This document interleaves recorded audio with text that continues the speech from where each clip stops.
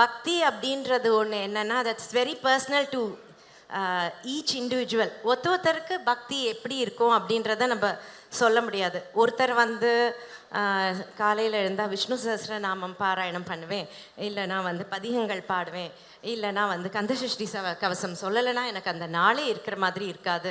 எனக்கு நான் பூஜை பண்ணுவேன், இல்லை ஏகாதசி விரதம் இருப்பேன், இல்லை நான் வந்து கோவிலாக போயிட்டு எல்லாம் பல புனித ஸ்தலங்களுக்கு போவேன்.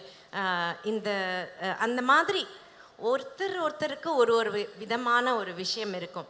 அந்த ப்ரேயர் அப்படின்றது என்னை பொறுத்த வரைக்கும் ஒரு இதுக்காக எனக்கு இந்த பிரச்சனை தீரணும், இல்லை இதுக்காகன்னு ஒரு ப்ரேயர் பண்ணுறத விட நன்றியோடு நம்ம வந்து கடவுளை வந்து பிரார்த்திச்சுட்டு இருக்கிறது அப்படின்றது ரொம்ப ஒரு சந்தோஷமான விஷயமா நான் நினைக்கிறேன்.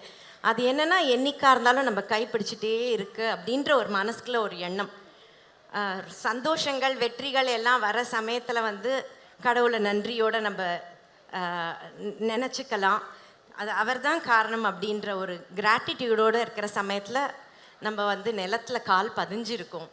கஷ்டங்கள் வர சமயத்தில் கீழே விழுந்து துவண்டுடாத அவர் கைப்பிடிச்சு நம்மளை எழுப்பி விட்டுடுவார்ன்ற நம்பிக்கையில் வாழ்க்கை பயணத்தில் ஓட முடியும். இதுதான் ஆன்மீகம் நான் நினைக்கிறேன். நிச்சயமா. இன்னும் சொல்லணும்னா பக்தி எப்படி செய்யறதுன்னு தெரியாம இருக்கக்கூடிய பாமரர்களுக்கு கூட உங்களுடைய குரல் இசை அவங்கள பக்தி மார்க்கத்துக்குள்ள கொண்டு போகுது அப்படின்றது இறைவன் உங்களுக்கு கொடுத்த வரம் தான். மனசுல எந்த குறை இருந்தாலும் இப்போ எங்க மனசு அப்படியே நிறைவாயிடுச்சு.